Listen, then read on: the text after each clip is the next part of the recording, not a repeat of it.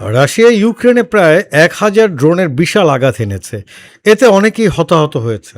পর্যবেক্ষকদের মতে মস্কো তাদের আক্রমণ জোরদার করেছে এবং ইরান যুদ্ধে বিশ্বের মনোযোগ সরে যাওয়ায় ইউক্রেন আরও ঝুঁকিতে পড়েছে। ইউক্রেনীয় কর্মকর্তারা জানিয়েছে মস্কো রাতভর প্রায় ৪০০টি দূরপাল্লার ড্রোন ও ২৩টি ক্রুজ মিসাইল নিক্ষেপ করেছে। এরপর মঙ্গলবার অস্বাভাবিকভাবে দিনের বেলায় আরও ৫৫৬টি ড্রোন হামলা চালানো হয়। পশ্চিম ইউক্রেনের বিভিন্ন শহরে আঘাত লাগে। পূর্ণমাত্রার আক্রমণ শুরুর ৪ বছরের বেশি সময় পরে এটি অন্যতম বৃহৎ বিমান হামলা।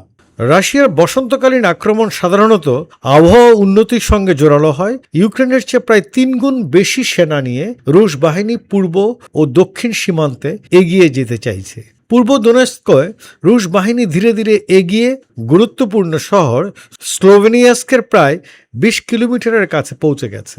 জাপোরিজিয়া অঞ্চলেও রুশ বাহিনীর অগ্রগতির খবর এসেছে। এদিকে রাশিয়া ইউক্রেনে বড় সাফল্য পাওয়ার দাবি করেছে।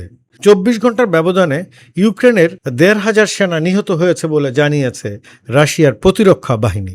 ২৩শে মার্চ রাশিয়ার প্রতিরক্ষা মন্ত্রণালয় জানিয়েছে গত ২৪ ঘন্টায় বিশেষ সামরিক অভিযান এলাকায় ইউক্রেনীয় সশস্ত্র বাহিনীর ১,২৭৫ জন সদস্য নিহত হয়েছেন।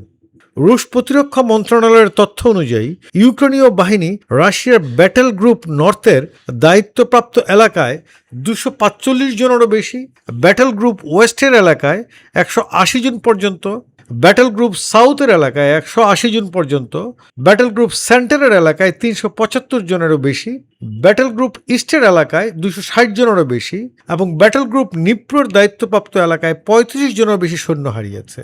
তবে এই দাবির পর ইউক্রেনের পক্ষ থেকে কোনো বক্তব্য পাওয়া যায়নি।